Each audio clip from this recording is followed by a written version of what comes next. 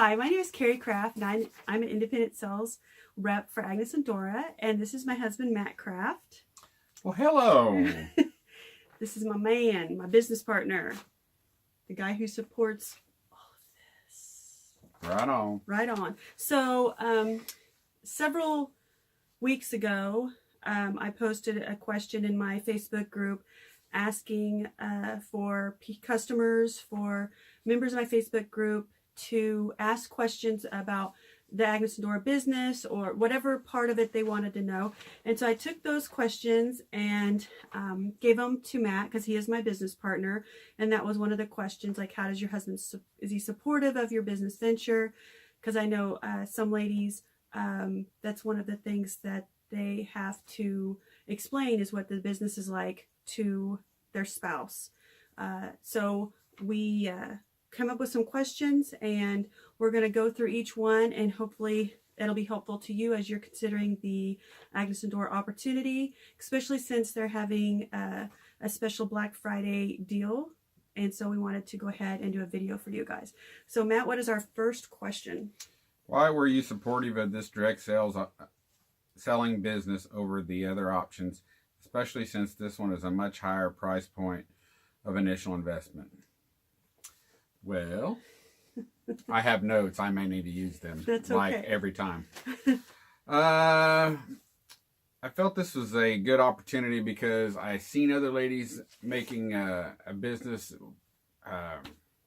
happen with this and make money with it. And it was more than something that would just support a habit. You know, other things you might get into just will support what your habit that your hobby you want. And I didn't want to get into a hobby. I wanted to get into something that would help support the family. Okay. And the next question is asking you what your role in the business is. Are you a silent partner? Are you financial officer? Do you help me pick products? This was an evolving answer, I guess. My role changed over the life of the business so far. At the very beginning, it was much more hands-on. We had weekly Sunday evening, 6 p.m. We had a business meeting, and it lasted 30 minutes minimum, probably an hour and a half, 2 hours the maximum. And it was both of us talking about where we were at, what we're going to do, what the goals were, how were we going to reinvest, how much were we going to reinvest, what was our goals in this adventure. Mm-hmm. And can I just say, we even came up with a business plan. We developed goals for the business. We developed a satisfaction survey that we did, that we still do every 3 months. Are we still happy with the direction, and what do we need to tweak? So we did treat this like any other business. Major investment. Mm-hmm. Everybody has a different way of doing the business, and under their circumstances, we tried to reinvest everything at the very beginning to build an inventory. And we were able to do that, so that's what we did. For about 6 months or so is what we did, but like I said, everybody's got their own way of doing it.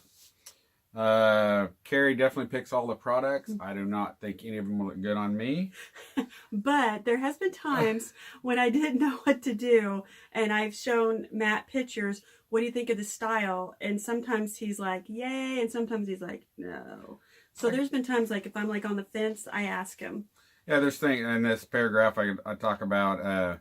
There's times when she asks me about certain products and discuss it. Part of the strategy is figuring out what sizes to order, how many to order, what colors. Hey, that all falls under her. Sometimes you wish you had more one color than the other, but that's how it goes.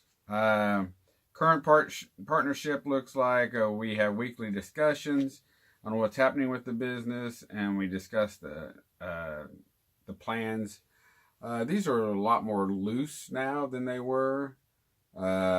Basically, we just she gives me an email and some goals that she wants to accomplish this week, and I just look at them, and I generally don't say much about it. He's like my accountability partner. So I email him on Sunday nights, here's what I want to get accomplished this week. And throughout the week, he may ask me, how are you coming along on your goals?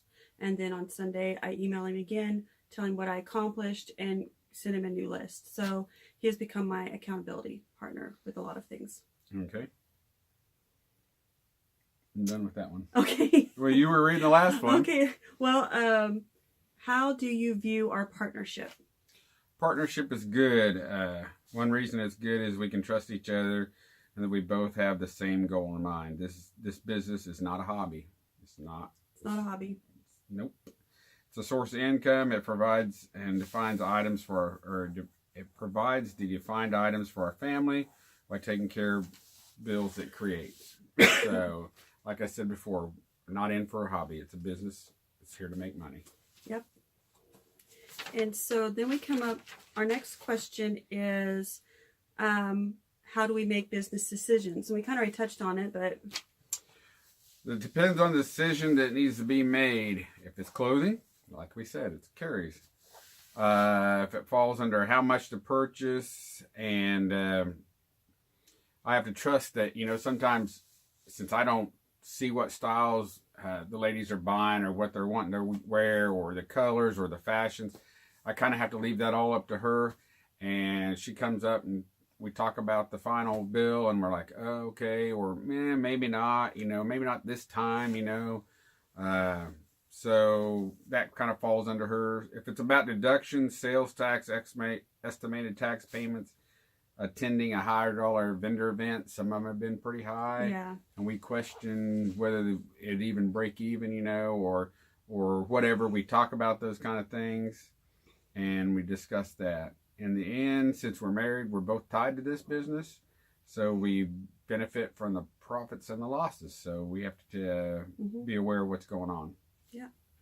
And then how does this business fit into our family life? Does it take too much time from family activities, or is there a good balance? This is a tough question for me. We have no children at home, so it's a little bit easier. And I do a lot of work outside the home, sometimes quite a bit overtime. So it really doesn't affect us that much. It may affect some of the events that we want to go to as far as our family events and stuff like that, or church events, but it's a choice. You make that choice since we don't have kids at home. But like I said, if you have kids at home, you got to make time for your kids. That's one of the most important things here on earth. So that's one of the things I've had to do, because I also I do contract work within the community regarding adoption and foster care. And so what I've recently done is I've created a calendar for myself, and each day of the week I work on a different aspect of my business. So like Friday I want to take all my flat lay pictures and things like that, and Monday I'm writing reports, Tuesday I'm doing this, each day. Otherwise I feel like I'm going crazy. So that's one of the ways I've done to make sure I'm getting things done I need to get done. And I think it goes along with the question I was asked today. What is the time I put in that you guys don't see? Well, you see my flat lay, so I think it takes me time to put those pictures together. It takes time organizing for a live sale. I've had friends over helping me with that, and they're like, ooh, we get to see behind the scenes. And there's a lot that goes behind the scenes, because, organizing, like, what am I going to show? What outfits am I putting together? And I put stickers on all the clothes. So that all takes an hour, 2 hours at least to prepare for a live sale.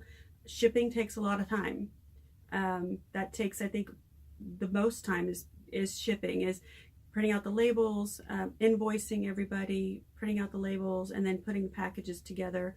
I think that's some time that goes into that you guys don't see.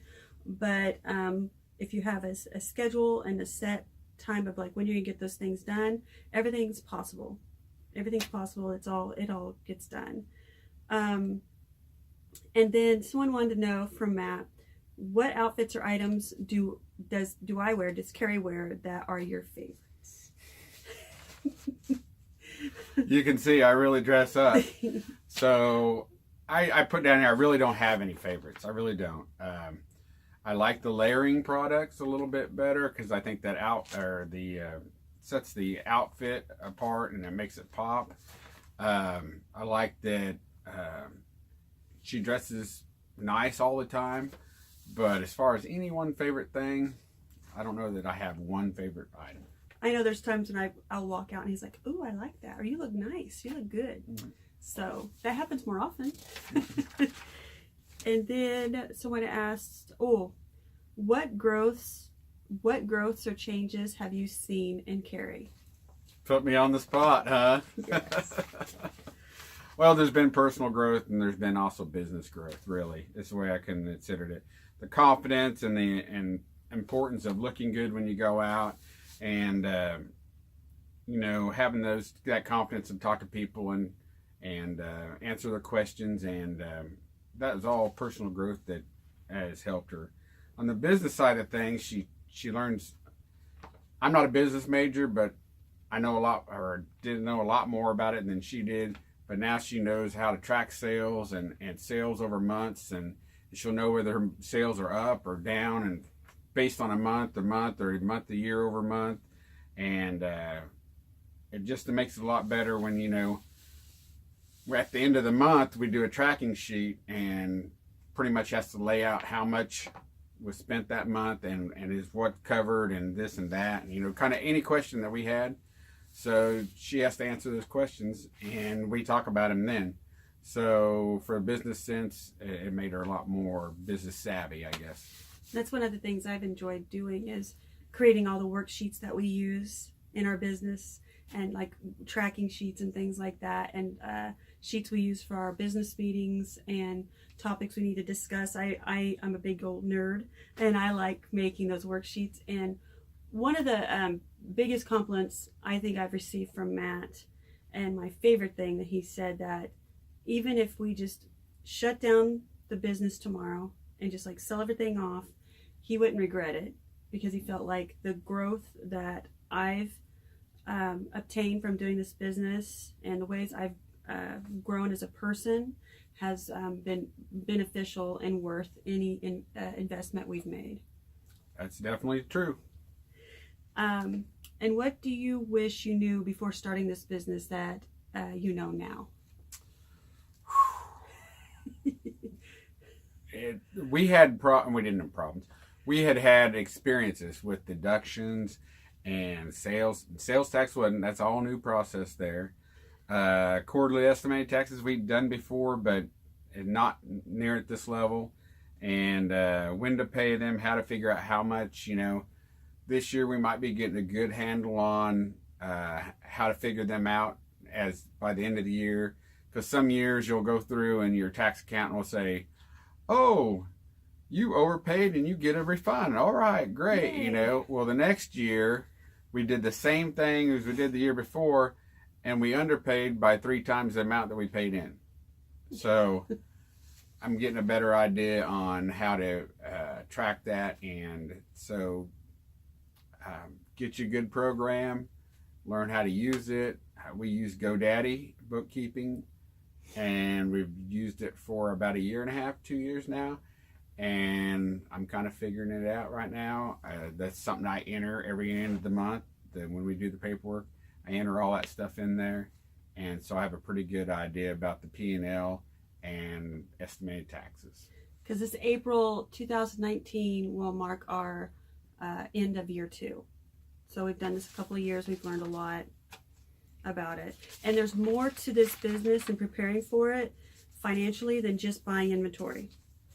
You need hangers, more hangers, and you know what to do with. You need racks. You need to figure out like where you're going to put your products, a tripod, a good camera phone. There's other things you need besides just the initial inventory.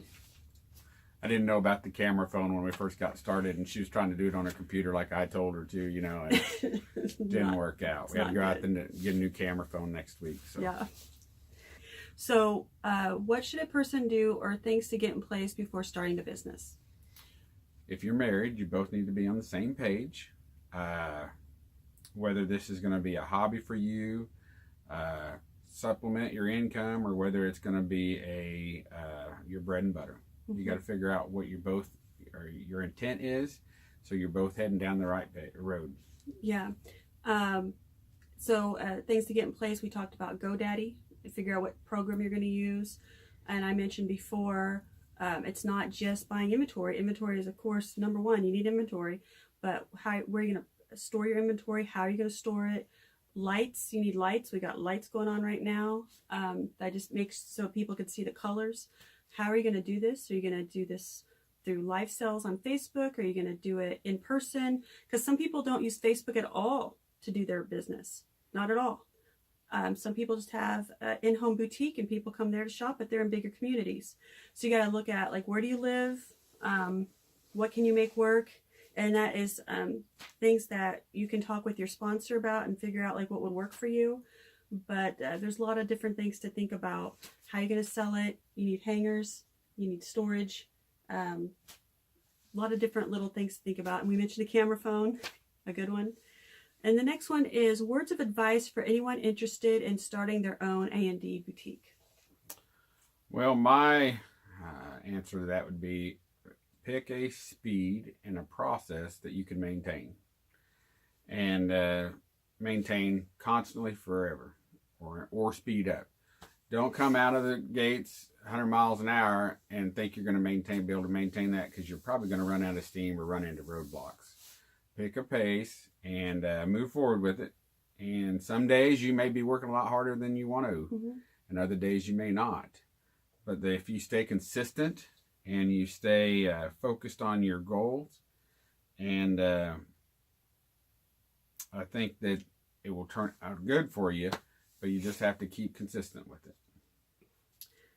So is there another question? Nope, that's it. So let me ask you a question. What would you say to a spouse who is hesitant in going forward with this business opportunity? What words of advice, like what counsel would you offer? Well, put me on the spot here. She knows I like that. Yay! I would say to the spouse, sometimes you got to go out on a limb and help your wife and see if you can, see if she can do something like this to help your family. I mean, some of this, you got to know whether you can handle it financially to start with, so that's something you gotta both talk about. But I was okay with it right at the beginning, and then we got more into it, and I was like okay with it, and then we got further into it, and I was still okay with it, and everything's still going good. So that communication of how our business is going, is it working for our family, and that questionnaire, that was good. That helped me build confidence in her, and I don't know what else to say. I gave it a shot, and it's working. And I think, like you said earlier, or what I shared, is that sometimes the growth is more than just financial, and the other type of growth that you can see in your partner is just as important, or even more important, because this could be learning skills and talents, developing talents that your wife or partner will need in the future to do something else. So taking the risk may be exactly what you all need. Have a good day. Thank you, Matt. Thank you. Yep. All right. Bye.